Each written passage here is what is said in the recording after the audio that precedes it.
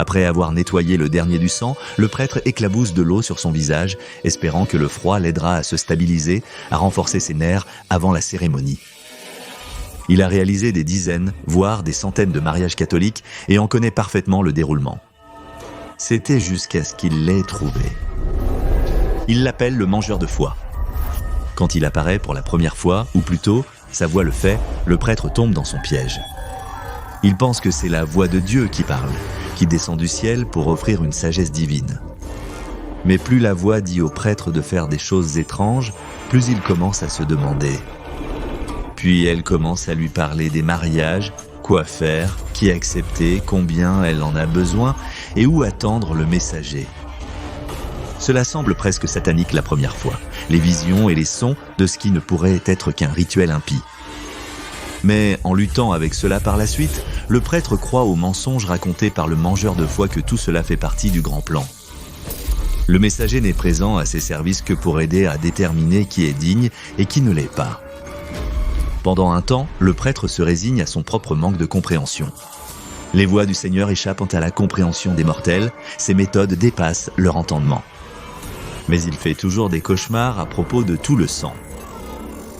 Levant la tête et se regardant dans le miroir, le prêtre serre un poing, essayant d'arrêter le tremblement de ses doigts. La voix du mangeur de foie est toujours dans sa tête, lui disant que son messager est arrivé. Une porte s'ouvre derrière lui et le prêtre aperçoit la silhouette dans le miroir. Ils ont toujours la même apparence, se présentant toujours comme un homme d'âge moyen, mais sous la surface, il n'a pas d'organes, son corps est fait du même tissu fibreux qu'un insecte, les cheveux et les dents formés à partir de chitine. C'est plus une cigale qu'un homme, tout comme le mangeur de foie lui-même. C'est toujours stressant d'effectuer la cérémonie en sachant qu'il y a une personne présente qui n'appartient pas. Le prêtre s'attend toujours à ce qu'il y ait un enfant perspicace ou quelqu'un, n'importe qui, du côté de la mariée ou du marié pour signaler qu'il y a un étranger parmi les garçons d'honneur, que le présage sera remarqué et que la supercherie sera terminée, mais cela n'arrive jamais. Ils sont toujours heureux de voir le cousin Johnny comme ils l'appellent et rient de ses blagues.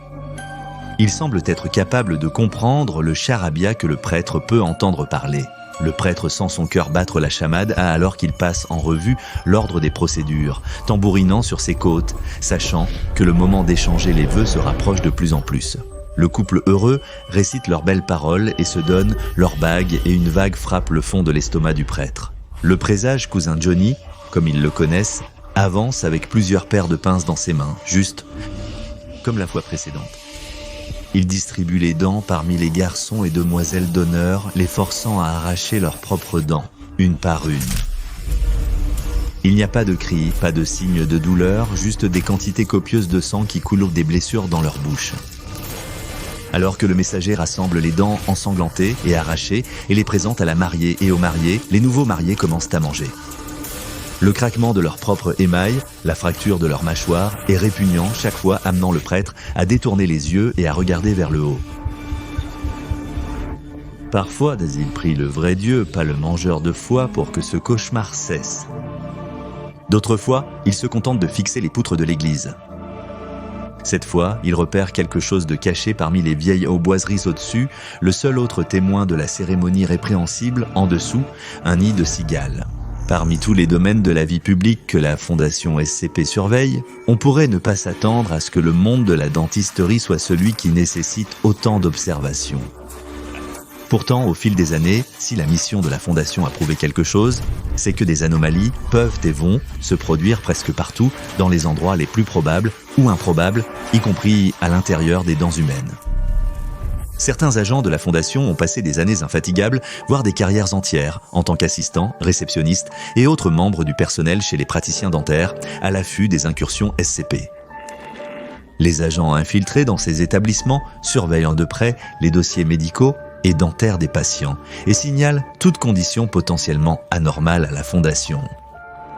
Un incident récent a eu lieu dans un cabinet dentaire rural au Nouveau-Mexique. Le patient, un homme moyen sans prétention, avait pris rendez-vous avec une chirurgie dentaire locale, se plaignant d'une douleur légère dans sa mâchoire, autour de ses canines. Le dentiste, surnommé Oncle Ted pour sa réputation de dentiste familial sympathique, a effectué un examen de routine sur le patient, s'attendant à un simple mal de dents. Au premier regard, l'oncle Ted croyait voir une croissance ectopique, où une dent pousse anormalement, souvent depuis la racine. En bougeant son miroir, il doutait. Cela aurait pu être une gémellité, ou une dent en développement se divise en deux dents, mais le patient avait dit que cette douleur n'avait commencé que récemment. De plus, toutes ses dents étaient entièrement développées. L'une de ces conditions aurait été remarquée bien plus tôt. Ce qu'il a observé dans la bouche du patient était totalement inattendu. Dans son incertitude, le dentiste a sondé la dent affectée avec l'un de ses instruments et à son horreur a vu quelque chose creuser à l'intérieur de la dent. À son insu, le patient et son infirmière dentaire assistante étaient tous deux des agents secrets de la fondation SCP et attendaient exactement ce moment. Ayant confirmé visuellement l'anomalie, l'assistante a enfermé le dentiste et le patient dans le bureau et a signalé l'incident. En quelques instants, les agents de la force d'intervention mobile Lambda 12 de la Fondation, également connue sous le nom de code Pest Control, sont arrivés sur les lieux pour détenir le patient et ont pris en garde à vue l'oncle Ted, le dentiste en tant que témoin, à qui on administrera des amnésiques. Ce qu'ils venaient de voir était une cigale rampant dans la dent de l'homme. La Fondation SCP a donné cette désignation à un phénomène qui affecte les membres de la superfamille Cicadidae, ou plus communément connu sous le nom de cigale. Que font des insectes comme ceux-ci avec des dents? Eh bien, les instances de SCP-5852 sont des cigales touchées par une croissance anormale de dents humaines. Le développement de SCP-5852 n'a, à ce jour, jamais été enregistré avec les dents d'une autre espèce, seulement humaine. De plus, les chercheurs de la Fondation SCP ont examiné en détail chaque cas connu de cigales touchées par les croissances SCP-5852. Pour autant que quiconque le sache, il n'y a rien qui relie ces cas d'infestation SCP-5852. Chaque spécimen enregistré touché par eux n'a rien en commun du patrimoine génétique à la région que les insectes habitent. Les chercheurs de la Fondation SCP étudiant le SCP-5852 s'accordent sur le fait que ces dents peuvent apparaître aléatoirement dans n'importe quelle cigale dans le monde. Par conséquent, le confinement physique des spécimens potentiels est irréalisable. Vu le grand nombre de populations de cigales sauvages, toutes sont considérées comme des spécimens potentiels. Les personnes atteintes par des instances de SCP-5852 sont désignées sous l'appellation de SCP-5852-1. Une cigale devient l'une de ces dernières lorsqu'une croissance commence, généralement lorsqu'un insecte entre en contact externe direct avec une instance de SCP-5852 ou un autre SCP-5852, un infecté. Cependant, dans certains cas, les chercheurs ont observé une sélection d'instances où les infectés subissent une croissance interne de SCP-5852, semblant n'avoir eu aucun autre contact avec les insectes anormaux. Essentiellement, ils peuvent se développer sur ou dans n'importe quel spécimen affecté. Après l'infection d'une cigale, SCP-5852 commence à se développer à l'intérieur de son corps. Cela peut causer à la cigale une douleur allant de légère à intense, qui s'aggrave à mesure que la croissance progresse. Lorsque cela se produit, des dents anormales en jaillissent, et celles-ci peuvent percer les tissus mous entourant la dent en développement d'un infecté par SCP-5852-1. À mesure que le nombre de dents augmente, continuant à croître et à endommager ces tissus, cela peut entraîner des blessures de mortelles chez la cigale affectée, surtout si les dents émergent à l'intérieur et causent des dommages au système nerveux ou au système cardiovasculaire de l'insecte. Pendant les expériences, les chercheurs de la Fondation ont réalisé qu'il était impossible d'agir durant les croissances de SCP-5852. Un test a tenté de contrer la croissance rapide de dents supplémentaires par des injections ciblées d'acide. Les chercheurs théorisent que parce que l'émail humain est principalement composé d'un minéral cristallisé appelé hydroxyapatite, une application suffisante d'acide déclencherait la déminéralisation, dissolvant essentiellement les dents qui poussent sur les instances SCP-5852, comme des cristaux de sel dans de l'eau. Cependant, étant donné qu'un acide avec un pH inférieur à 5,5 était nécessaire pour déminéraliser l'émail, cela signifiait également que les cigales infectées étaient dissoutes. De plus, les expériences avec des concentrations d'acide plus faibles ont aussi échoué. Inévitablement, une cigale qui est devenue une instance de SCP-5852 continuera à faire pousser de manière anormale des dents hors de son corps jusqu'à ce qu'elle perce l'exosquelette de l'insecte. Une fois que cela s'est produit, elle sera complètement submergée par les dents, mais tentera un effort désespéré pour survivre. Comme le savent bien ceux qui vivent dans des zones où les cigales émergent en masse après leur longue période de dormance, ces insectes sont tristement célèbres pour se débarrasser de leurs exosquelettes dans un processus similaire à la mue, un processus communément appelé exuviation. Les cigales infectées par SCP-585-2 tenteront la même chose lorsqu'elles seront submergées par la croissance des dents. Depuis, les entomologistes de la Fondation ont collecté des exosquelettes exuviés et réalisé de nombreux tests sur eux. En effectuant une analyse approfondie, la Fondation a déterminé que ces exosquelettes sont entièrement composés d'hydroxyapatite. C'est le minéral de calcium naturel trouvé dans l'émail dentaire mentionné précédemment. Lorsqu'une instance de SCP-585-2 mue son exosquelette calcifié, cela signale la fin de la vie de l'insecte.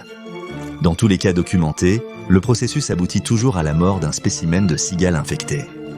Cela se produit lorsque les dents qui ont poussé sur leurs anciens exosquelettes perforent et rompent l'exosquelette plus doux et sous-développé que la cigale fait pousser pour essayer de le remplacer. Ces derniers sont bien plus fragiles, et les endommager suffit à tuer une cigale infectée par SCP-585-2 si elle n'a pas déjà été tuée par la rupture de son corps causée par la croissance des dents. Les équipes de recherche de la Fondation ont examiné de près les conditions des dents qui poussent suite à une infection par SCP-585-2 et ont conclu que plus de 30% sont décolorées. Juste en dessous de 30% possèdent une forme de cavité, et il y a eu un taux plus faible des cas où un SCP-585-2 s'est manifesté sous la forme de dents mal formées. Des dents observées contenaient des téradomes, une forme rare de cellules germinales pouvant créer des tumeurs dans des tissus entièrement formés, même à l'intérieur des dents. Des pourcentages plus petits des dents qui se développent dans les instances de SCP-585-2 sont soit des macrodonties, soit des microdonties, des dents qui sont soit plus grandes, soit plus petites que la taille moyenne. Pendant ce temps, quelques autres ont poussé comme des dents germées, où l'une des croissances en développement se divise en 2 dents, ou des croissances ectopiques, qui les amènent à se former à des positions anormales ou à pousser à un angle, bien que certains chercheurs de la Fondation aient souligné qu'une dent poussant hors d'une cigale pourrait facilement être considérée comme un endroit anormal pour le développement des dents. Le plus étrange de tous, cependant, est le 1,45% des dents de SCP-585-2 qui poussent hors des cigales infectées dans le même état exact que les dents qui ont subi une forme de restauration dentaire ou de travail de réparation cosmétique. Comment cela peut-il se produire sans l'aide d'un professionnel dentaire formé reste encore incertain et est une question qui a déconcerté les chercheurs de la Fondation. L'omniprésence de SCP-585-2 a rendu sa contention par la Fondation extrêmement difficile, voire impossible. La Fondation elle-même n'a pas été exemptée de vivre directement des épidémies de SCP-585-2. Un incident a eu lieu le 21 juillet 2012, significatif car il marque la première instance enregistrée de SCP-585-2 qui affecte normalement seulement les cigales, affectant les humains. Le jour en question, le chercheur principal de la Fondation sur le site 20 et 1 est leader de l'équipe gérant l'expérimentation avec les spécimens SCP-585-2, Dr Charles Greaves, demanderait un examen médical avec un médecin sur place. Il s'est plaint d'avoir souffert d'un léger mal de dents qui semblait affecter ses canines, et la gravité de celui-ci était devenue si mauvaise qu'elle affectait sa capacité à se concentrer et à fonctionner pendant son travail à la Fondation. Peu de temps après, sa demande d'examen a été approuvée et il a été soumis au bureau médical du site 21 pour traitement. Le médecin de la Fondation a décidé de retirer complètement les dents affectées du Dr Greaves pour éliminer son mal de dents. Cela n'a pas pris plus que de réaliser une extraction routinière et de retirer les canines du chercheur, mais après, à l'horreur de Greaves et de l'homme qui regardait maintenant sa dent extraite, il y avait quelque chose de vivant à l'intérieur. Plusieurs instances, juvéniles en développement de Magicicada casinia, communément appelée parmi les entomologistes la cigale de 17 ans ou cigale périodique naine, avaient d'une manière ou d'une autre creusé leur chemin dans les dents du Dr Greaves. L'intégralité du site 21 a été immédiatement confinée, alors que la Fondation peinait à déterminer exactement comment ces cigales avaient pu se retrouver dans les dents de quelqu'un. Afin d'évaluer l'ampleur de l'incident anormal, chaque membre du personnel a été invité à se soumettre à un examen dentaire obligatoire. Au cours de plusieurs heures, il a ensuite été découvert que chaque membre du personnel du site 20 et un qui avait été affecté à la recherche sur SCP-585-2 avaient de nombreux spécimens de cigales creusant dans leurs dents. Les journaux de travail du personnel révélaient une brèche et un risque de propagation de l'infection. Un agent de sécurité de la Fondation avait eu plusieurs jours de congé non payés pour des symptômes similaires à ceux du Dr Greaves, ayant rapporté un mal de dents peu avant le chercheur principal. Contrairement à Greaves, cependant, le garde n'a pas eu droit à un examen sur place et a été contraint de consulter un dentiste local et n'a pas été autorisé à retourner au travail jusqu'à ce que son mal de dents soit résolu. Le dentiste civil, un certain Theodore, oncle Ted Robinson, a par la suite assisté à une cigale creusant la dent du garde pendant la procédure. Heureusement, un autre agent de la fondation, se faisant passer pour un assistant dentaire lors de l'examen du garde, a pu contacter la fondation pour obtenir de l'aide. Actuellement, le garde de sécurité fautif a été rendu superflu et a reçu une indemnité de licenciement sans salaire. Pendant l'absence de Monsieur Robinson, son petit cabinet a dû fermer définitivement ses portes. Un traitement amnésique a été administré à l'ancien dentiste. Cependant, une réaction adverse a causé une perte de mémoire aggravée avant que Monsieur Robinson ne soit libéré de la garde de la Fondation. La Fondation considère ses efforts pour contenir l'épidémie liée à SCP-5852 comme un succès remarquable grâce à un minimum de témoins civils et aucune victime. Les spécimens vivants de cigales extraits du personnel ont été conservés et examinés minutieusement. Chacun d'eux commencerait à développer une croissance dentaire SCP-5852 peu de temps après. Lors de l'analyse de ces instances de SCP-5852-1, les équipes de recherche ont découvert que les dents qui poussaient chez ces cigales étaient exactement identiques à leurs propres dents. Les dents des hôtes précédents poussaient maintenant des insectes infectés. Bien que la manière exacte dont cela se produisait, ou même comment les cigales étaient capables de creuser dans les dents des membres du personnel, reste incertaine. Suite à cet incident, il a été demandé au personnel de ne jamais manipuler directement les instances de SCP-5852-1 et de ne pas entrer en contact peau à peau avec aucune des cigales, qu'elles soient vivantes ou mortes. L'origine exacte des épidémies de SCP-5852 parmi les populations de cigales demeure un mystère pour les chercheurs de la Fondation SCTP. Rien n'a été découvert sur l'origine précise du phénomène, malgré des expérimentations et des examens approfondis des instances infectées de SCP-5852-1. Le lancer de dents aléatoires des cigales rend la contention de SCP-5852 problématique. La Fondation a dû trouver des procédures alternatives pour minimiser la connaissance publique de SCP-5852. Une histoire de couverture a été conçue et diffusée auprès des civils par le biais des médias locaux et nationaux. Des histoires ont commencé à apparaître, surtout dans les zones connues celles pour avoir des populations importantes de cigales d'une condition affectant les insectes. Cela a été appelé la maladie de la croissance tumorale, fournissant une explication plausible pour les excroissances dentées affectant les populations de cigales.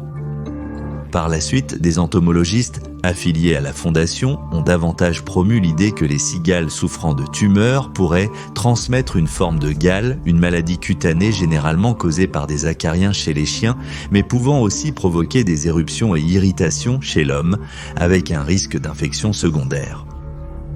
Les histoires de couverture expliquant la présence de cigales criblées de dents au public ont généralement eu l'effet escompté d'inciter les civils à les éviter lorsqu'elles ne sont plus en dormance. Cela a également conduit la plupart des civils à éviter tout contact avec les cadavres ou les exosquelettes abandonnés des insectes par crainte de la gale fictive des cigales. Aucun autre incident de cigales se creusant dans les dents, comme celui qui s'est produit sur le site 21, n'a été noté compte tenu de leur propension à suivre, contenir et, si nécessaire, exterminer des organismes anormaux tels que les insectes et les nuisibles.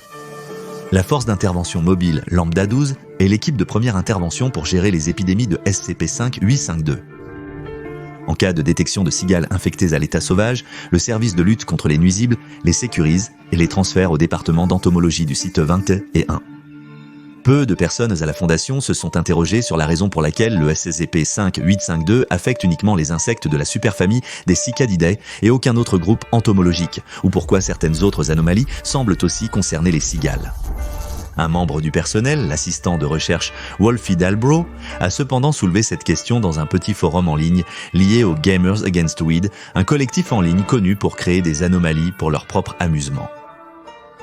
Dans son post, Wolfie a souligné qu'il semblait y avoir un lien tangentiel entre le SCP-5852 et le SCP-2852, une figure connue sous le nom familier de Cousin Johnny. Le SCP-2852 apparaît lors de cérémonies religieuses catholiques et anglicanes, notamment les baptêmes, mariages et enterrements. Une apparition du SCP-2852 entraîne souvent un tournant perturbant et violent dans les cérémonies qui semblent toutes être liées d'une manière ou d'une autre aux cigales.